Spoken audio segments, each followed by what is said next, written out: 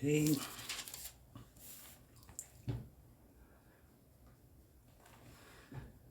Sejam todos bem-vindos ao nosso estudo bíblico semanal, aqui através do canal Palavra e Essência. Se você não se inscreveu no canal ainda, por favor, faça isso, se inscreva, acione o sininho para quando nós gravarmos um vídeo novo, você receber a notificação. E compartilhe nas suas redes sociais. Nosso objetivo aqui sempre é expor o texto sagrado, o texto bíblico, de modo que as pessoas que ouvem possam crescer espiritualmente e no conhecimento das Sagradas Escrituras.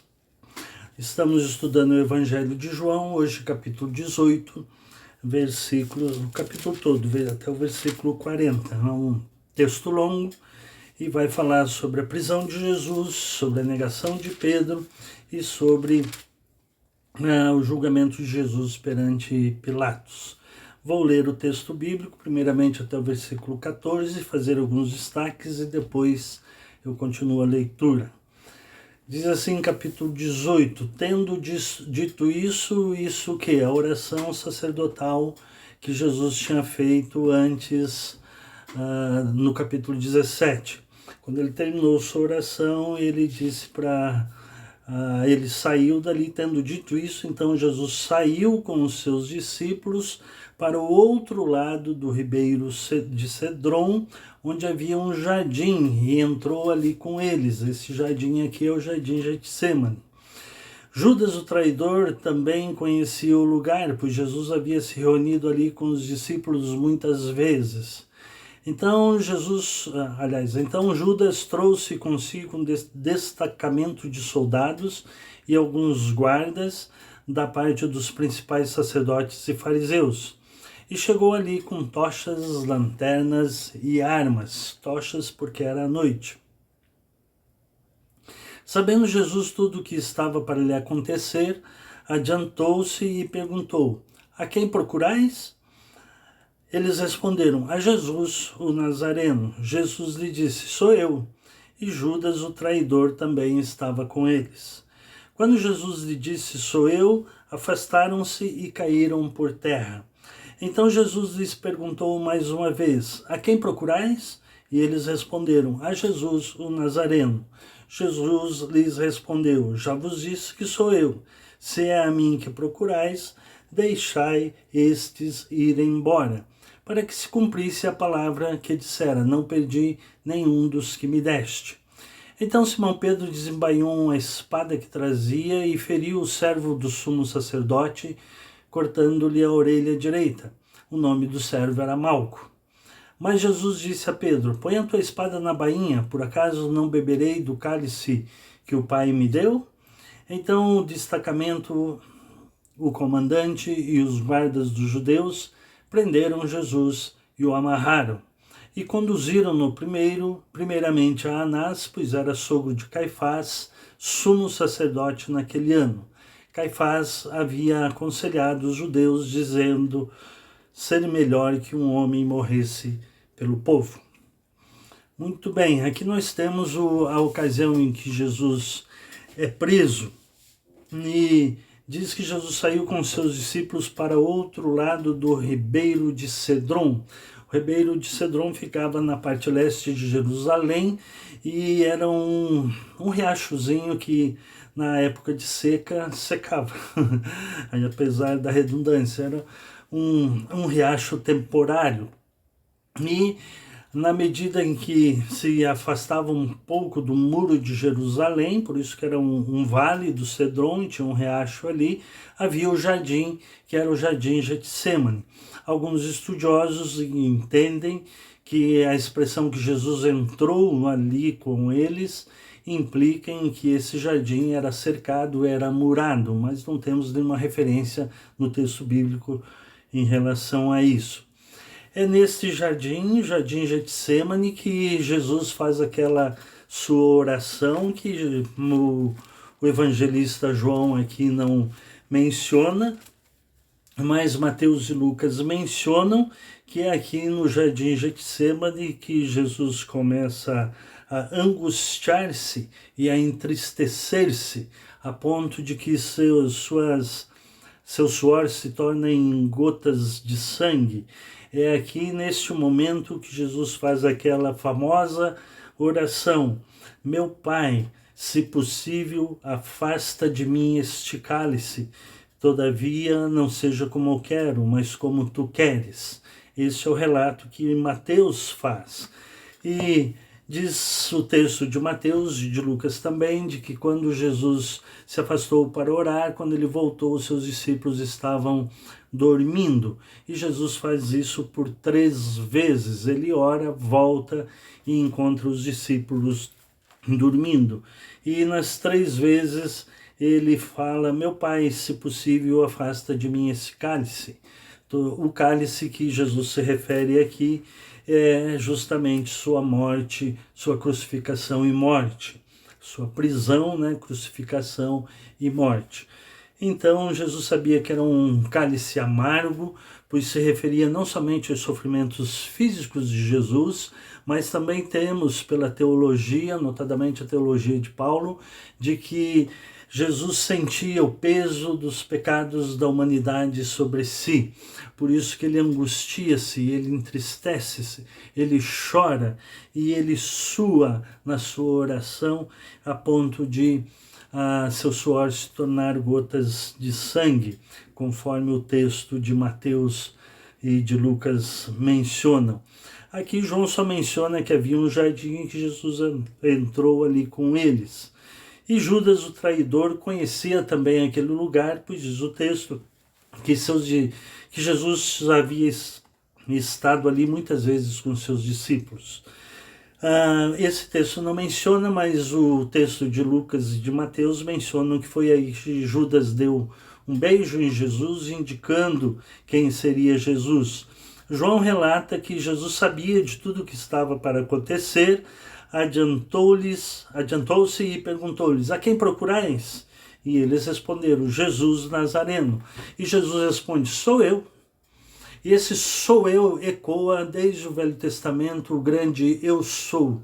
Eu sou o Deus dos exércitos lá no Velho Testamento. Eu sou o que sou Deus eterno.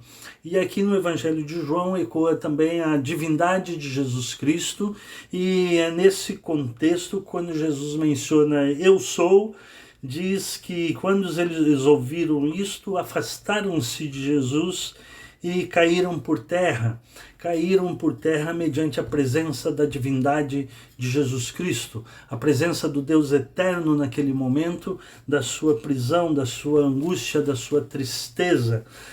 Somente João menciona este fato de que eles se afastaram e caíram em terra, e os estudiosos entendem que isso aconteceu em virtude da declaração da divindade, da eternidade de Jesus sendo o grande eu sou. E Jesus pergunta 2 vezes e ele diz: já vos disse, sou eu. Se sou eu que vocês estão procurando, então deixai estes irem embora. Diz o texto que então os discípulos o abandonaram e saíram dali. O versículo 9 diz que era para que se cumprisse a palavra de Jesus, que tinha dito: não perdi nenhum dos que me deste. E essa referência está em João 6,39, onde Jesus disse que aqueles que me deste estariam com eles, que era uma referência aos seus discípulos. E depois, a partir do versículo 10, menciona aquele fato de que Pedro trazia uma pequena espada. A expressão aqui diz espada, mas no original da ideia é uma espada pequena, onde ele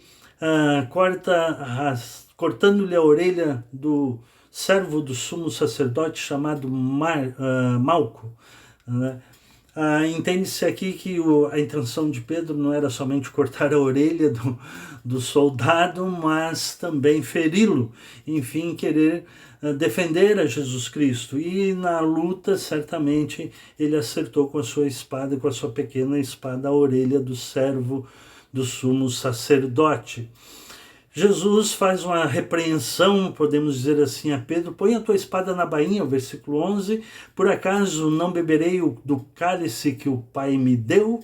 Que era a oração angustiada de Jesus: Pai, se possível, passe de mim esse cálice. E agora Pedro está tentando impedir que isso acontecesse, e então Jesus disse: por acaso não vou beber desse cálice, esse cálice amargo, esse cálice do sofrimento, esse cálice da morte, da ressurreição, onde Jesus morreria pelos pecados da humanidade, de todos aqueles então que crescem em Jesus Cristo.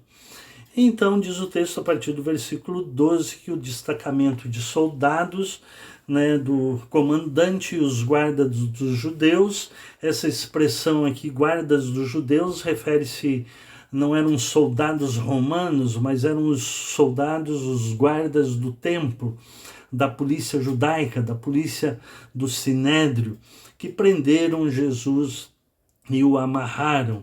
E conduziram, diz primeiramente, a Anás, pois ele era sogro de Caifás, sumo sacerdote naquele ano. Bom, é verdade que Jesus foi levado perante o Sinédrio. Esse texto aqui é mais resumido, mas os outros textos mencionam isso, inclusive em Atos, quando os apóstolos, os discípulos são presos, eles são levados ao Sinédrio perante Anás e Caifás. Diz o texto que Anás era sogro de Caifás, o sumo sacerdote, que ele tinha sido sumo sacerdote também, e essa era uma herança familiar que vinha de geração para geração, e Anás tinha sido sumo sacerdote por volta do ano 6 até mais ou menos o ano 15, e depois o sumo sacerdote passou a ser Caifás, mas Anás ainda gozava dessa autoridade como sendo sumo sacerdote, por isso que eles levam primeiramente a Anás e depois a Caifás. E era Caifás quem tinha dito e aconselhado que era melhor que um homem morresse pelo povo. Então assim Jesus é preso. A partir do versículo 15 narra a negação de Pedro, que por 3 vezes nega Jesus. Aqui no versículo entre o versículo 1 e o 2, nós temos pelas referências dos outros evangelistas, notadamente Mateus e Lucas, que Jesus fez a sua oração de angústia, de dor, de tristeza por 3 vezes. E aqui nós temos que Pedro nega Jesus também por 3 vezes. Jesus já havia alertado a Pedro, porque Pedro tinha dito se fosse preciso ele iria com Jesus até a morte. Pedro o havia, e Jesus aliás o havia alertado que antes que o galo cantasse, Pedro o negaria por 3 vezes, e aqui menciona então que primeiro perante uma criada, diz o texto, que cuidava da porta, e então Pedro negou, porque a criada perguntou a Pedro: tu também não é um dos discípulos desse homem? E ele respondeu: não sou. Depois menciona que outras pessoas, versículo 25, Simão Pedro ainda estava ali esquentando-se, perguntaram-lhe então: tu também não era um dos seus discípulos? Mas ele negou, dizendo: não sou. E depois um outro servo do sumo sacerdote também perguntou, e ele disse: acaso não te vi também no jardim Getsêmani lá? E Pedro negou veementemente outra vez. Diz o texto de Mateus que fazendo juramentos, e ele julgou peremptoriamente que não conhecia a Jesus. E diz o texto, versículo 27, que imediatamente o galo cantou. Esse texto não menciona, mas o texto de Lucas narra de que era nesse momento que Jesus saía da casa de Anás para ser levado para o Sinédrio, e que Jesus olha para Pedro, e então Pedro sai dali, diz o texto que ele chorou amargamente. O texto de João não menciona isso. Então eu imagino que Pedro sai dali e chora amargamente. No texto não diz para onde ele vai, mas imagino que ele vai para a sua casa e vai cabisbaixo, chorando, chutando pedras, arrependido, enfim, como se dissesse para si mesmo: o que foi que eu fiz? Eu neguei o meu mestre. E a partir do versículo 28 nós temos então quando Jesus é levado perante Pilatos. Depois levaram Jesus da presença de Caifás para o palácio do governador, que eles julgaram a Jesus. Jesus tinha sido levado amarrado desde o jardim em Getsêmani, aí para a casa de Anás. Da casa de Anás ele foi provavelmente para o Sinédrio, onde o grupo de religiosos, de sumos sacerdotes, de judeus, escribas, fariseus, que faziam parte do Sinédrio. Sinédrio era uma espécie de STF dos judeus, onde eles julgavam os casos. E então condenaram a Jesus e levaram ao governador Pilatos. Então, depois levaram Jesus na presença de Caifás para o palácio do governador. Era de manhã cedo e eles não entraram para não ficarem cerimonialmente impuros e poderem comer a refeição da Páscoa. Era uma tradição judaica que eles não podiam entrar na casa de um pagão, senão se tornavam cerimonialmente impuros. Então eles não entram na casa do governador, no palácio do governador, né, e ficam de fora. Então Pilatos saiu para recebê-los e perguntou: que acusações trazei contra este homem? Eles responderam: se ele não fosse malfeitor, não o entregaríamos a ti. Disse-lhe Pilatos: levai convosco e julgai segundo a vossa lei. Mas os judeus disseram: não nos é permitido executar ninguém. Isso aconteceu para que se cumprisse a palavra que Jesus havia falado, referindo-se ao tipo de morte que ele sofreria, crucificação. Então Pilatos retornou ao palácio, chamou Jesus e perguntou-lhe: tu és o rei dos judeus? Jesus respondeu: perguntas isso por iniciativa própria ou foram outros que te falaram a meu respeito? Pilatos prosseguiu: acaso sou judeu? O teu povo e os principais sacerdotes te entregaram a mim. Que fizestes? Jesus respondeu: o meu reino não é deste mundo. Se o meu reino fosse deste mundo, os meus servos lutariam para que eu não fosse entregue aos judeus. Entretanto, o meu reino não é daqui. Jesus se referia à sua divindade, ao reino eterno, né? Mas lógico que Pilatos não entendeu nada disso, nem os sacerdotes e os sumos sacerdotes tinham entendido. Imagina Pilatos, que era o governador romano. Pilatos lhe perguntou: então tu és um rei? Jesus respondeu: és tu que dizes que sou um rei. Foi para isso que nasci e vim ao mundo, a fim de dar testemunho da verdade. Todo aquele que é da verdade ouve a minha voz. Jesus já tinha dito e ensinado os seus discípulos: eu sou o caminho, a verdade e a vida. Então Pilatos lhe perguntou: o que é a verdade? A famosa pergunta de Pilatos. E dito isso, saiu de novo para falar aos judeus. E disse-lhes: não vejo nele crime algum. Todavia tendes por costume que eu vos solte alguém por ocasião da Páscoa. Quereis que eu vos solte o rei dos judeus? Então todos responderam gritando: este não, mas Barrabás. Barrabás era um líder rebelde. Diz a narrativa de Mateus e de Lucas que Barrabás não somente era um líder que tinha liderado uma rebelião contra o governo romano, mas também era assassino, né? Tinha cometido homicídios. E então o povo, inclusive os sumos sacerdotes, pedem que Barrabás, o líder rebelde, seja solto e não Jesus Cristo. E então, a partir do capítulo 19, aliás, Jesus então é condenado por Pilatos. Pilatos entrega Jesus para os sumos sacerdotes para que seja crucificado. Capítulo 19 até o versículo 16 vai mencionar o julgamento que Pilatos faz e que ele tenta por 3 vezes também soltar a Jesus. Pilatos procurou soltá-lo durante 3 vezes, mas os judeus gritaram: se soltares este homem, não és amigo de César.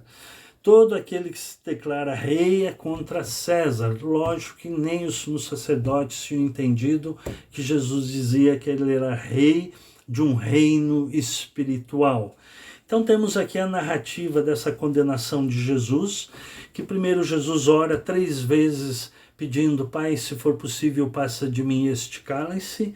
Temos a narrativa de Pedro negando Jesus 3 vezes também, e depois de Pilatos tentando soltar Jesus por 3 vezes também. Mas por conta de querer agradar aos judeus, Jesus, diz o versículo 16 já do capítulo 19, que então Pilatos o entregou para ser crucificado.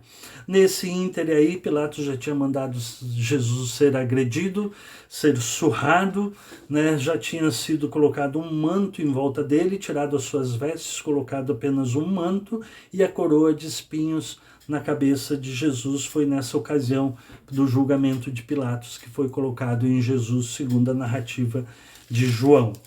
Bom, o que nós aprendemos aqui? Aprendemos que Jesus tomou o cálice amargo de carregar os nossos pecados sobre a cruz. Foi por causa de mim, dos meus pecados, foi por causa de você, dos seus pecados, e por causa dos pecados do mundo inteiro, de toda a humanidade, que Jesus tomou esse cálice amargo de carregar a cruz e depois de ser morto e crucificado. Então, se Jesus fez isso por nós, pelos nossos pecados, cabe a nós crer em Jesus Cristo, tê-lo como Senhor das nossas vidas e assim honrarmos com a nossa fé em Jesus Cristo, porque ele foi morto pelos nossos pecados. Muito obrigado por me ouvir, que Deus te abençoe. E se esse vídeo te ajudou, compartilhe nas suas redes sociais e assim vamos expandir o reino de Deus juntos. Muito obrigado.